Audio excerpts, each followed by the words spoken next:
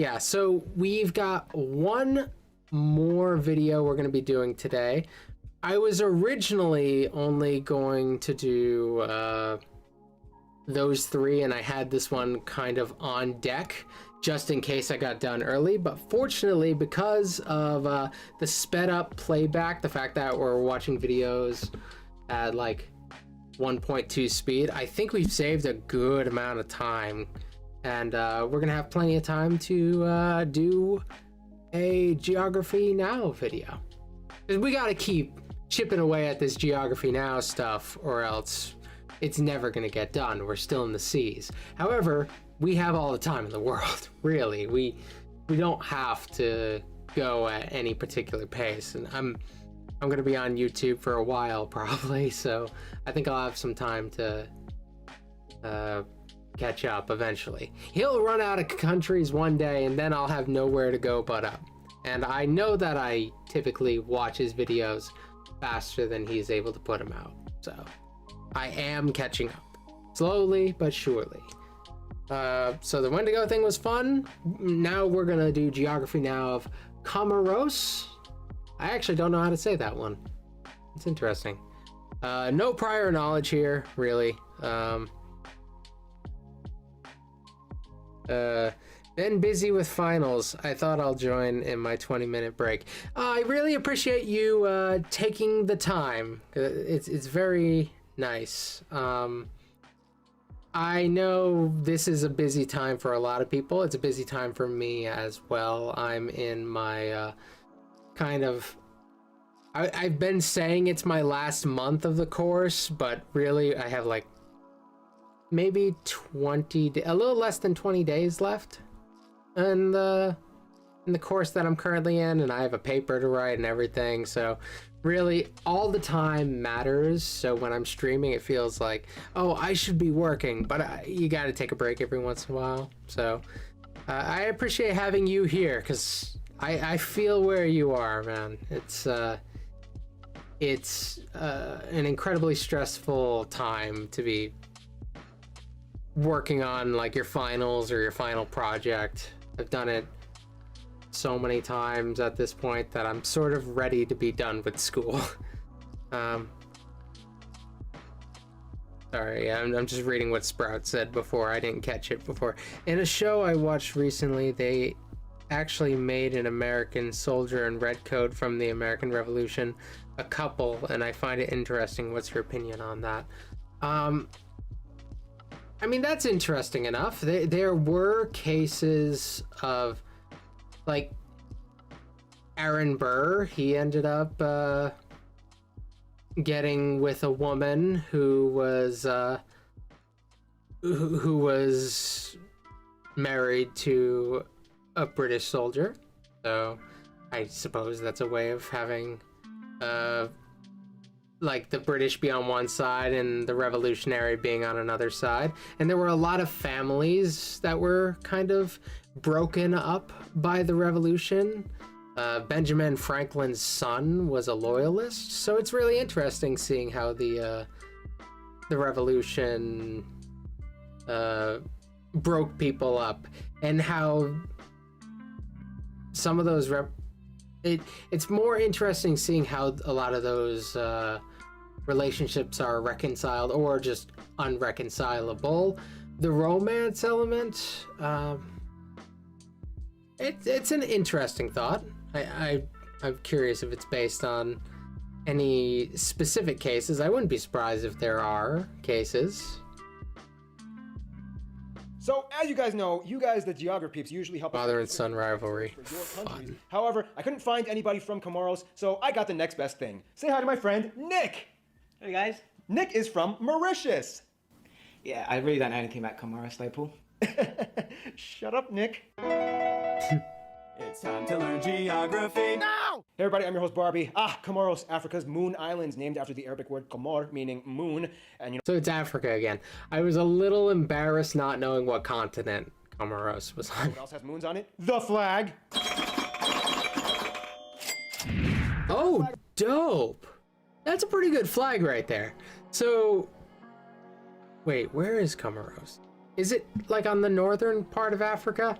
when I see the moon, it often gives you like Islamic vibes, which like somebody could find significance in like the moon and not have Islamic roots easily, but I feel like that's one of the first things that sort of comes to mind. When I feel like when I see the moon, it's I don't know the difference between waxing and waning, but it's usually, I think, the opposite of what this one looks like, isn't it?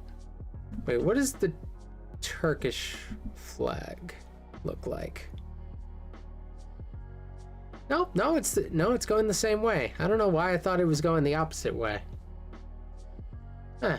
This one seems like it's the other one is more harsh of a crescent. I don't know, like the points go out further. I don't know what I was thinking.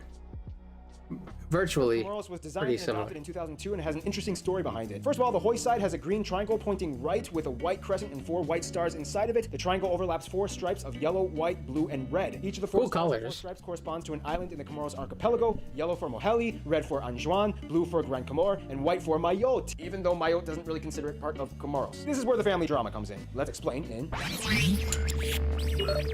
I like to call these islands the dinosaur head islands because all the islands are kind of shaped like hadrosaur skulls. I'm just saying. One thing you have to understand is that when it comes to administration, Comoros is basically like a tropical African soap opera. First of all, the country is an archipelago of islands located Hey, in Flying Eagle, at the thanks for northern joining end us. of the Mozambique Channel off the eastern coast of Africa, right above Madagascar. The capital is Moroni. No, not the angel Moroni from the Book of Mormon. Moroni, which translates to fire. Moroni. The white Native American that appeared in his... It wasn't in Joseph Smith's dream. It was just like, he just sort of appeared to him, and he was a white guy, but he was a Native American. Kind of saying that, like, white people were here first. Oh, that's so weird. The Book of Mormon's a strange story.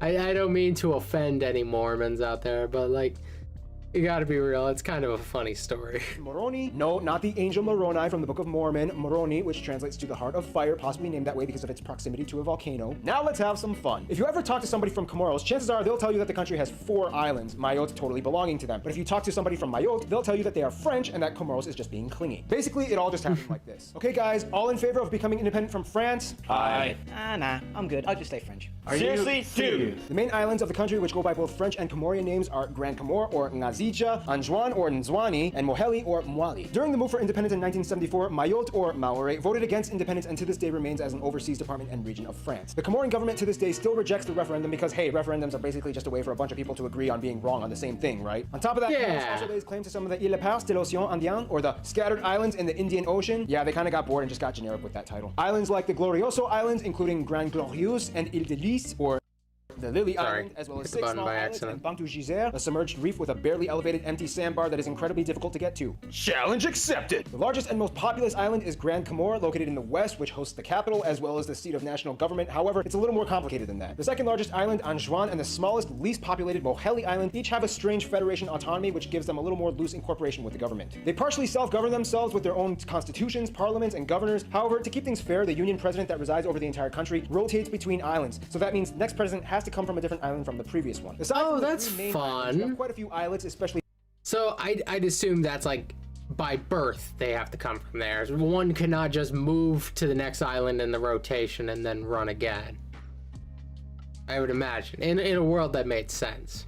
found off the southern coast of Little Moheli, and a bunch of sandbars and reefs especially found off of the Bimini Peninsula on Anjouan. Cool sites include the Gritty Harbor by Old Friday Mosque on Grand Comore Island, Mutsamuru Citadel on Anjouan, and the country's only national park, Moheli Marine Park, located on Moheli, packed with sea turtles and tropical fish, perfect for diving. I feel like this video is kind of turning into one of those cheesy resort videos like, welcome to Comoros, where your tropical dream destination awaits you. Well, let's see if this country lives up to those resort standards, shall we? Hell yeah.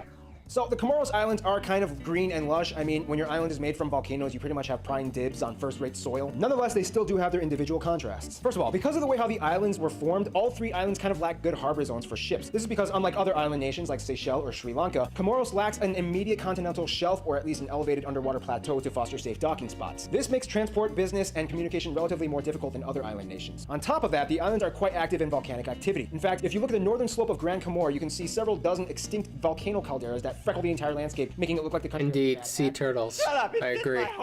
Grand Comore is also home to one of the most active volcanoes in the world, the highest point, Mount Carthala, which erupted more than 20 times in the past century alone. There used to be a lake in the caldera, but then in 2005, the volcano erupted again and completely destroyed it. Let me repeat that. The volcano effectively evaporated an entire lake. Anjouan is interesting in that it's kind of shaped like a triangle. This is because the three mountain chains, the Sim, the New Makele, and the Jimilime, meander outwards from the central peak, the Mitingi. As mentioned before, the island also has the best reefs off of its coast. Moheli is the smallest and least developed of the islands, which gives it the opportunity to exploit its vast nature zones, giving it the unofficial title of being the cleanest island. Overall, the islands have a physical makeup that sort of resembles that of Madagascar, in which you can find similar plants like tropical hardwoods, mangroves, palms, and fruit trees. Some of the animals are unique to the islands, like the incredibly rare. Okay, can we just get a little bit of a consensus here? Bats are cute. Bats are really, really cute. Bats get a bad rep, but bats are adorable. They're just the cutest little creatures. Tropical hardwoods, mangroves, palms, and fruit trees. Some of the animals. Look at that thing.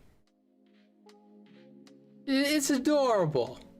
Are unique to the islands, like the incredibly rare Livingstone fruit bat with a wingspan nearly 2 meters long, one of the largest in the world. Oh, that's a big boy. Found on Anjouan and Moheli. Can you imagine this guy in your backyard? Yeah, and wait till we get to the Philippines episode. Less than half the land at about 45% is arable, and in a few years has to be imported since domestic production doesn't meet the food demand. Nonetheless, Comoros still has a few agricultural tricks up their sleeves. They've utilized their tropical surroundings to their advantage and capitalized on harvesting some of the most expensive products in the world. To this day, Comoros is the world's largest producer of the rare ilang flower, which is used in. Oh yeah, bats for the win. Up to 80% of the entire world's market. Finally, almost every Comoran either fishes or knows somebody who fishes. You can expect a lot of soups, stews, and curries that incorporates fish or shellfish cooked in interesting ways, like the langouste à la béni or lobster. Ooh, that looks beautiful. I come from a place where seafood is highly valued. Bird Mom's not fond of seafood, but most people in Rhode Island are really big into seafood, and we take pride in our seafood. Anybody ever heard of clam cakes? Vanilla sauce. Man, for a country with so many internal. We're big into those. Our chowder is pretty fire. You like chowder?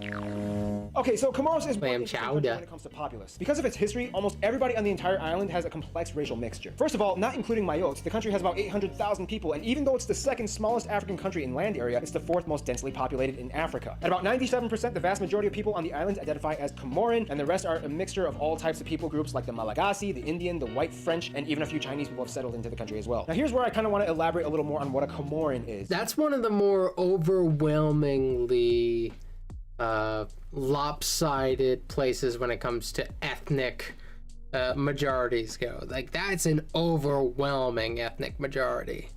That's probably assisted by the fact that it's an island. Being an island, like, you don't incidentally end up on an island. If people were are not ethnically Comoroan,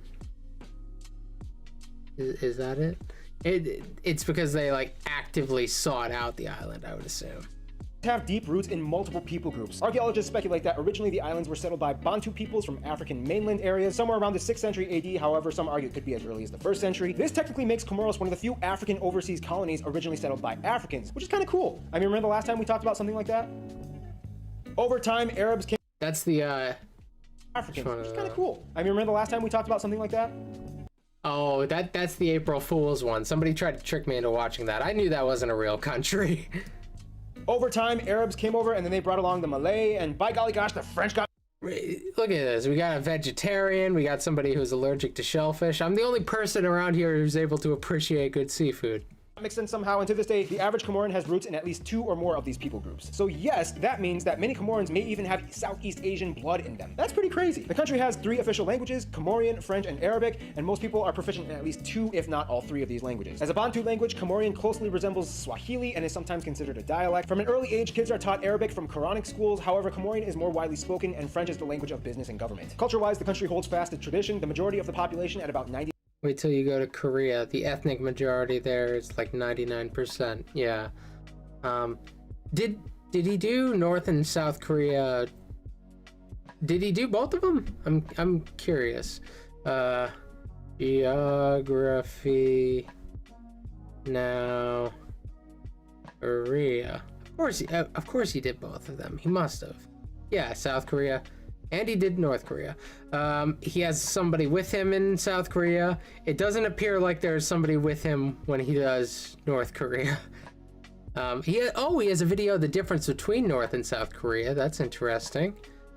Yeah, he's got a few videos on the Koreas. All right, we got options in the future. Adheres to a branch of Sunni Islam under the Shafi school of jurisprudence. Other faiths are also still technically allowed to exist, but are heavily discouraged and restricted. Nonetheless, Islam in Comoros doesn't really follow your typical Middle Eastern style format. Most women don't even wear hijab. He's half Korean. Unless maybe it's a formal occasion, and they might wear... I could sort of tell he was at least half Korean. Like, I sort of see that. I don't know what the other half is, though.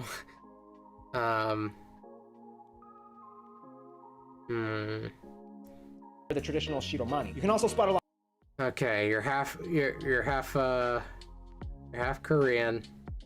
What else are you? I feel like maybe there's something European in there, like mixed in there. I want to guess. Among like 9 other ethnicities. Okay, there we go. A lot of the women wearing the traditional Nzinzanu paint mask made out of sandalwood and coral, as it acts as a natural sunblock and it really exfoliates the skin. Now, the Comoran economy is kind of struggling at the moment. It typically ranks in the bottom of the worldwide GDP index. This is partially attributed to the fact that there's a huge... Oh, he had his mom as a guest on the South Korean one? Oh, that's so cute.